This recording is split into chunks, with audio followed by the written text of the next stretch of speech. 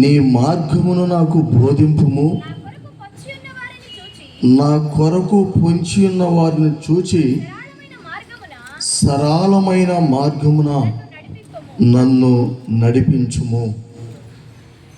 ఈ రాత్రికాల సమయంలో పరిశుద్ధ గ్రంథము నుండి పరిశుద్ధాత్మ తండ్రి మనందరితో మాట్లాడుచున్న వాక్య భాగము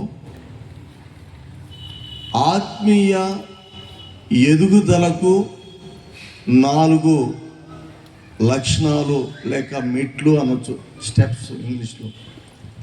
ఆత్మీయ ఎదుగుదలకు, మన స్పిరిచువల్ గ్రోత్కి, ఆత్మీయ అభివృద్ధికి 4 లక్షణాలు అవసరమై ఉన్నవి అని దేవుని వాక్యం ద్వారా మనం గ్రహించగలుగుతాం. ఒక వ్యక్తి పెరగటానికి అంటే ఎదగటానికి, అభివృద్ధి చెందటానికి ఈ లోకంలో డాక్టర్ గారు ఇచ్చినటువంటి సలహా మేరకు మనం వాడుతున్నటువంటి మెడిసిన్ కానీ, తీసుకుంటున్నటువంటి ఆహారాన్ని బట్టి కానీ, వయసు రీత్యా ఆ వ్యక్తి బాల్య దశ నుండి కౌమార దశ నుండి యవన దశ నుండి వృద్ధాప్యంలోనికి మానవుడు ఎదుగుతూ ఉన్నాడు. ఇది భౌతికంగా, ఇది భౌగోళికంగా. అదే సమయంలో దేవుని వాక్యము సెలవిస్తుంది, మారు మనసు పొంది పాప క్షమాపణ నిమిత్తమై యేసు క్రీస్తు నామమున బాప్టిజం పొందిన దగ్గర నుండి విశ్వాసి, బిలీవర్ అని ఇంగ్లీష్ బైబిల్లో, తెలుగులో విశ్వాసి అని మనం పిలువబడుతున్నాం. ఈ విశ్వాసికి, ఈ బిలీవర్కి ఏముండాలి అంటే ఆత్మ సంబంధమైన విషయాలలో ఆత్మీయంగా ఎదిగేటువంటి వ్యక్తిగా, ఆత్మీయంగా అభివృద్ధి చెందేటువంటి వ్యక్తిగా మనం ఉండాలి. ఈ ఆత్మీయంగా మనం ఎదగటానికి, ఆత్మీయంగా వృద్ధి చెందటానికి, ఆత్మీయంగా అభివృద్ధి చెందటానికి మనము దేవుని చేత బోధించబడాలి అని 11వ వాక్యంలో మనం చదివాం. యెహోవా నీ మార్గమును నాకు బోధింపుము. చూడండి, బైబిల్ ఉన్నటువంటి వారు, యెహోవా నీ మార్గమును నాకు బోధింపుము. దేవుడు తన మార్గాన్ని మనకు బోధిస్తాడు. దేవుడు మనకి టీచ్ చేస్తాడు. నువ్వు ఈ రీతిగా వెళ్ళు, ఈ రీతిగా నువ్వు నడుచు, ఈ విధంగా నువ్వు నడవాలి అని ప్రభు మనకు అనుదినము అనుక్షణము కూడా ఆయన బోధించేటువంటి దేవుడిగా ఉన్నాడు. ప్రియ దైవజనమా, దేవుని బోధ, దేవుడు చెప్పేటువంటి పరిశుద్ధమైన మాటలు, దేవుడు చెప్పేటువంటి శక్తివంతమైన మాటలు, దేవుడు అందించేటువంటి ఆదరణకరమైనటువంటి మాటల చేత మనం బోధించబడాలి. దేవుడు చెబుతూ ఉంటాడు, మనం చేస్తూ ఉండాలి. అది దేవునిలో ఉన్నటువంటి గొప్ప లక్షణం. దేవుడు చెప్తూ ఉంటాడు, దేవుడు బోధిస్తూ ఉంటాడు, దేవుడు నీతో మాట్లాడుతూ ఉంటాడు, దేవుడు నిన్ను దర్శిస్తూ ఉంటాడు, దేవుడు నిన్ను బలపరుస్తూ ఉంటాడు. దేవుడు చెప్పేటువంటి ఆ బోధకు, దేవుడు చెప్పినటువంటి ఆ బోధ మనం అంగీకరించి ఆ బోధకు లోబడేటువంటి వ్యక్తులుగా ఉండాలని కీర్తనకారుడు ఇక్కడ దావీదు రాస్తున్నాడు. యెహోవా నీ మార్గమును నాకు బోధించుము. మనం ఎటు వెళ్ళాలో, ఏ దిక్కున పయనించాలో, ఏ మార్గాన మనం వెళ్ళాలో మనకు తెలియదు. కానీ మార్గాన్ని చూపించేది దేవుడు, మార్గాన్ని తెలియపరిచేది దేవుడు. మార్గాన్ని ప్రభు మనకు బోధిస్తూ ఉంటాడు. కాబట్టి ఆ మార్గంలో మనం పయనించేటువంటి వ్యక్తులుగా మనం ఉండాలి. ఆ మార్గంలో మనం వెళ్ళేటువంటి వ్యక్తులుగా ఉండాలని ప్రభు వాక్యం సెలవిస్తుంది. ఈ ఆత్మీయ ఎదుగుదలకు, ఆత్మీయ జీవితంలో మనం ఎదగాలి, వృద్ధి చెందాలి, అభివృద్ధి చెందాలి. ఎందుకంటే ఆ మాట దేవుడే చెప్తాడు. మొదటి సమూయేలు గ్రంథంలో మన వాక్యంలో చదివినట్లయితే రాయబడినటువంటి మాటను చూద్దాం. మొదటి సమూయేలు గ్రంథం 2వ అధ్యాయము 26వ వాక్యాన్ని చదువుదాం. బాలుడగు సమూయేలు ఇంకను ఎదుగుచు యెహోవా దయయందును మనుషుల దయయందును వర్ధిల్లుచుండెను. హల్లెలూయా. బాలుడగు సమూయేలు దేవుని దయయందును మనుషుల దయయందును అభివృద్ధి చెందుతూ ఉన్నాడు, వర్ధిల్లుచు ఉన్నాడు, దీవించబడుచున్నాడు. ఈ అన్న ఎల్కానాకు పుట్టినటువంటి కుమారుడు సమూయేలు, చిన్న బిడ్డ. ఈ సమూయేలిక జీవితంలో మనం చూస్తే 2 రకాల ఎదుగుదల మనం చూడగలుగుతాం. 2 విధాలుగా తను అభివృద్ధి చెందుతున్నాడు. ఒకటి దేవుని దయయందును, 2 మనుషుల దయయందును. మనము దేవుని దయయందు, దేవుని సన్నిధిలో ఎదిగే విశ్వాసిగా మనం ఉండాలి. దేవుని సన్నిధిలో వృద్ధి చెందే విశ్వాసిగా మనం ఉండాలి. దేవుని సన్నిధిలో అభివృద్ధి చెందే విశ్వాసిగా ఉండాలి. అది దేవుని దయ. రెండవదిగా మనుషుల దయ, మనుషుల యొక్క ప్రసన్నత, మనుషుల యొక్క ప్రశంస అనేది కూడా మనకు అవసరం. మనుషుల దయ ఎందుకు కూడా మనం ఎదగాలి. ఈ 2 మాటల యొక్క అర్థం ఏమిటంటే, దేవునిలోనూ మనం ఎదగాలి, లోకంలో కూడా మనం ఎదగాలి. దేవునిలో మనం ఎదగాలి అంటే, అభివృద్ధి చెందాలి అంటే మనకి ఏ లక్షణాలు కావాలి? లోకంలో మనుషుల దయందును మనం ఎదగాలి అంటే మనం ఏ విధంగా ఉండాలి? 3వ యోహాను పత్రిక 2వ వాక్యంలో అపోస్తలుడైన యోహాను తను ప్రేమించిన శిష్యుడైన గాయుకు రాస్తున్నాడు. ప్రియుడా, నీ ఆత్మ వర్ధిల్లుచున్న ప్రకారము నీవు అన్ని విషయాల్లో వర్ధిల్లుచు సౌఖ్యముగా ఉండవలనని నేను నీ కొరకు ప్రార్థించుచున్నాను. ప్రియుడా, నీవు అన్ని విషయాల్లో వర్ధిల్లాలి. ఏ విషయాల్లో మనం వర్ధిల్లాలి? 1 ఆత్మీయంగా వర్ధిల్లాలి, 2 ఆర్థిక పరంగా వర్ధిల్లాలి, 3 ఆరోగ్యపరంగా వర్ధిల్లాలి, 4 సాంఘిక పరంగా సొసైటీలో, సమాజంలో వర్ధిల్లాలి. సమూయేలు దేవుని దయందును మనుషుల దయందును వర్ధిల్లాడు. సొసైటీలో, సమాజంలో మనం ఉంటూ ఉంటాం, మనం అనుకుంటాం నాకు దేవుని సహాయం ఉంటే చాలు అని. కొంతమంది, ఒక గ్రూప్ ఆఫ్ పీపుల్ అంటారు. మరి కొంతమంది అంటారు దేవుడితో నాకు పని లేదు, మనుషుల సహాయం నాకు ఉంటే చాలు అంటారు. అందుకు కీర్తనగాడు ఒక చక్కటి మాట రాస్తాడు. చదువుదాం కీర్తనలో నుండి 28వ కీర్తన 7వ వాక్యం. యెహోవా నా ఆశ్రయము, నా కేడము, నా హృదయము ఆయన యందు నమ్మిక ఉంచెను గనుక నాకు సహాయము కలిగెను. హల్లెలూయా. పెదలుండ వాళ్ళు అండర్లైన్ చేసుకోండి ఈ మాట, ఈ వాక్యం. నా హృదయము ఆయన యందు, అనగా దేవుని యందు, నా హృదయము దేవుని యందు నమ్మిక ఉంచెను గనుక నాకు సహాయము కలిగెను. మనకు సహాయం ఎక్కడి నుండి వస్తుంది? ఏ దిక్కు నుండి, ఏ వైపు నుండి, ఏ ప్రాంతం నుండి నీకు, నాకు, మనకందరికీ, మన కుటుంబాలకి సహాయము దొరుకుతుంది, సహాయము కలుగుతుందంటే దేవుని యందు నీ హృదయము నమ్మకం ఉంచినప్పుడు, దేవుని యందు నీవు నమ్మినప్పుడు, నమ్మకం ఉంచినప్పుడు, దేవుని యందు విశ్వాసం ఉంచినప్పుడు మనకేం దొరుకుతుందంటే సహాయం దొరుకుతుందంటే. అందుకే కీర్తనగాడు ఇక్కడ అంటున్నాడు, నా హృదయము ఆయన యందు నమ్మిక ఉంచెను గనుక. గట్టిగా చెప్దాం హల్లెలూయా.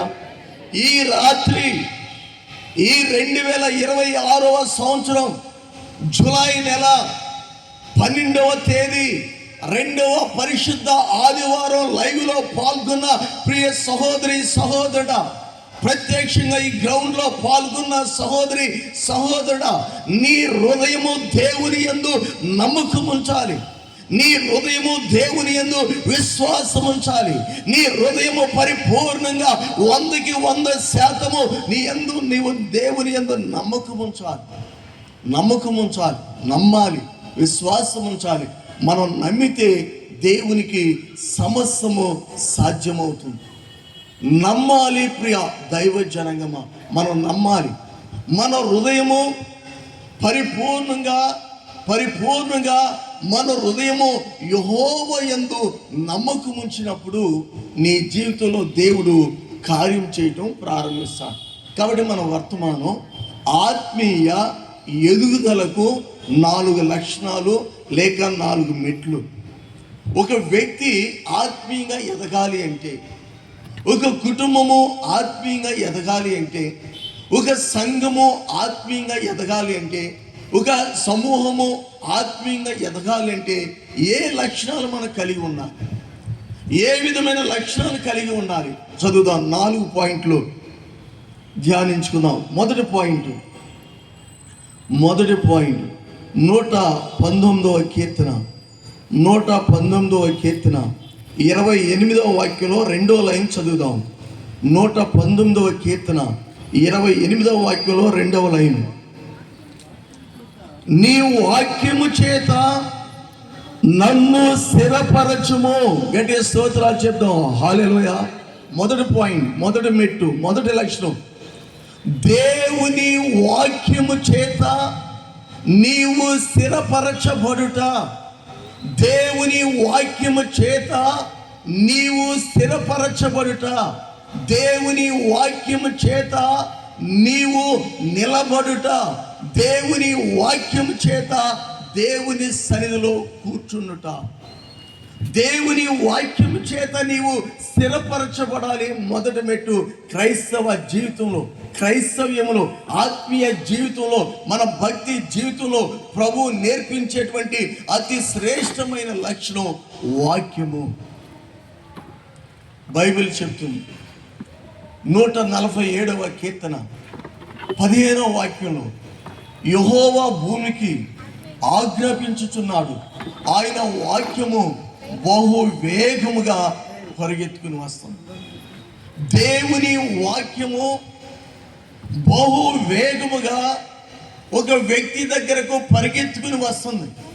దేవుని వాక్యము ఒక కుటుంబం యొద్దకు బహు వేగముగా పరిగెత్తుకుని వస్తుంది. ఎందుచేతనగా ఆ వ్యక్తిని దేవునిలో నిలబెట్టాలని, ఆ కుటుంబాన్ని దేవునిలో స్థిరపరచాలని, ఆ కుటుంబాన్ని దేవునిలో నిలబెట్టాలని దేవుని వాక్యము బహు వేగంగా 147వ కీర్తన 15వ వాక్యం ప్రకారం బహు వేగంగా మన యొద్దకు వస్తుంది. వాక్యం ప్రియ దైవజనకం మనందరూ తెలిసినటువంటిది. యేసు ప్రభువారు 40 రోజులు ఉపవాసం ఉన్నాడు. 40 రోజులు ఉపవాసం ఉండి ఉపవాస ప్రార్థన అయిపోయింది పగలు రాత్రి. యేసు ప్రభువారి దగ్గరికి ఎవరు వచ్చారండి? అపవాది వచ్చాడు. అపవాది వచ్చి అరణ్యంలోని తీసుకుని వెళ్ళాడు. 3 సార్లు శోధించాడు. నిజంగా నువ్వు దేవుని కుమారుడు అయితే, రోషం పుట్టించే విధంగా దుష్టుడు మాట్లాడుతున్నాడు. నిజంగా దేవుని కుమారుడు అయితే ఇదిగో ఈ రాయిని తీసుకుని రొట్టిగా చేసుకుని నువ్వు ఆ రొట్టెని తిను. ఎంత టెంప్టేషన్, ఎంత శోధంలోనికి నడిపించిందో. ఆ 3 సందర్భాలలో 3 పర్యాయాలు కూడా దేవుడు యేసు ప్రభువారు వాక్యం చేత ఆ దుష్టుణ్ణి ఎదుర్కోగలిగాడు. వాక్యం చేత సమాధానం చెప్పగలిగాడు. ప్రియ దైవ జనగమా, ఆ వాక్యము మనలో ఉన్నప్పుడు, వాక్యాన్ని మనం ధరించుకున్నప్పుడు యేసు ప్రభువారి దగ్గరికే దుష్టుడు వచ్చాడు. యేసు ప్రభువారి దగ్గరికే సాతానుడు వచ్చాడు. యేసు ప్రభువారి దగ్గరికే అపవాది వచ్చాడు. యేసు ప్రభువారు అప్పటికి 40 పగళ్ళు 40 రాత్రులు ఉపవాసం ఉండి మంచి దైవికమైన శక్తిని పొందుకున్నాడు మనిషి కుమారుడుగా. అలాంటి ప్రభు అయిన యేసుక్రీస్తు వారిని శోధించడం ప్రారంభించింది. నేటి దినమందు క్రైస్తవ జీవితంలో ప్రభు బిడ్డల యొక్క జీవితాలలో, ప్రభు బిడ్డల యొక్క కుటుంబాలలో దుష్టుడు అనేటువంటి వాడు, సాతానుడు అనేటువంటి వాడు ఏ విధంగా శోధిస్తాడు అంటే లేఖనాల ప్రకారంగా ప్రభు వాక్యం సెలవిస్తుంది, ఇదే రీతిగా శోధిస్తూ ఉంటాడు. ఆ శోధనను మనం ఎదుర్కోవాలి అంటే, శోధనను మనం జయించాలి అంటే మనం ఏం చేయాలంటే మనలో ఉన్న వాక్యాన్ని ఉపయోగించాలి. మనలో ఉన్నటువంటి వాక్యాన్ని ఉపయోగించాలి.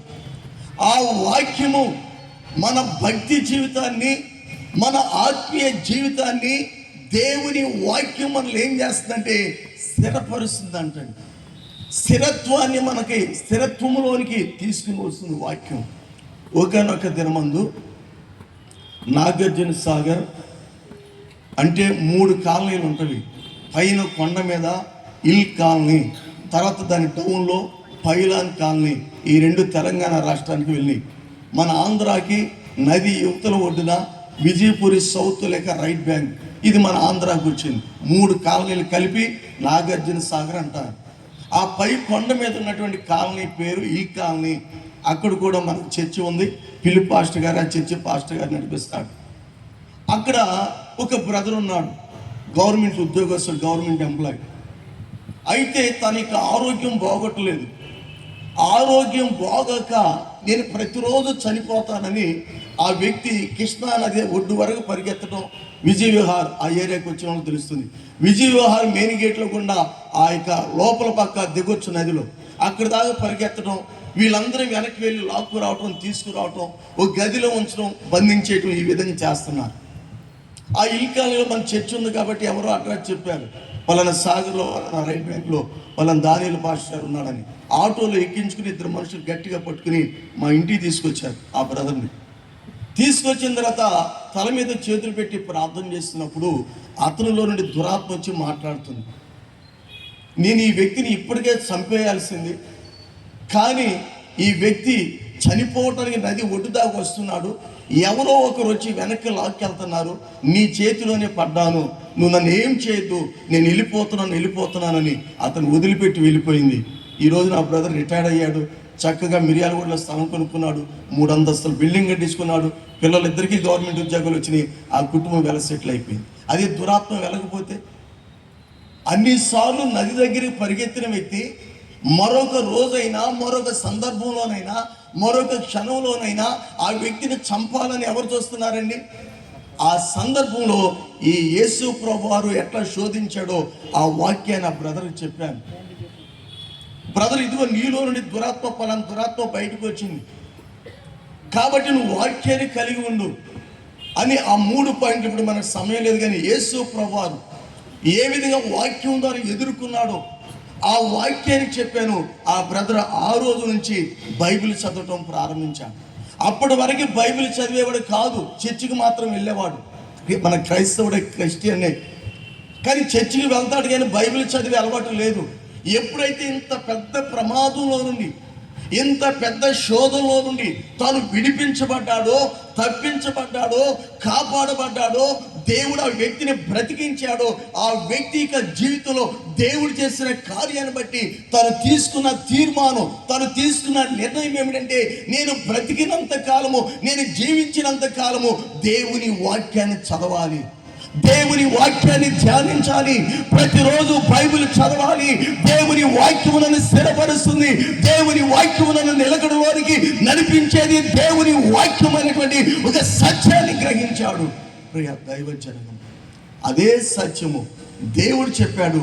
యెహోషువ గ్రంథం 8వ అధ్యాయం చదవద్దు కానీ, యెహోషువ నీవు కుడికి కానీ ఎడమకు కానీ తొలగక దేవుని వాక్యాన్ని దీవారాత్రము ధ్యానించు అని చెప్పాడు. 55వ కీర్తన 17వ వాక్యంలో దావీదు రాజు అంటున్నాడు, నేను ఉదయమున బైబిల్ చదువుతున్నాను, మధ్యాహ్నమున బైబిల్ చదువుతున్నాను, సాయంకాలమున బైబిల్ వాక్యాన్ని నేను ధ్యానిస్తున్నాను. ఉదయమున వాక్యాన్ని ధ్యానిస్తున్నాను అంటున్నాడు దావీదు రాజు, మధ్యాహ్నమున వాక్యాన్ని ధ్యానిస్తున్నాను అంటున్నాడు దావీదు రాజు, సాయంకాలం అందు వాక్యాన్ని ధ్యానిస్తున్నాను అంటున్నాడు దావీదు రాజు.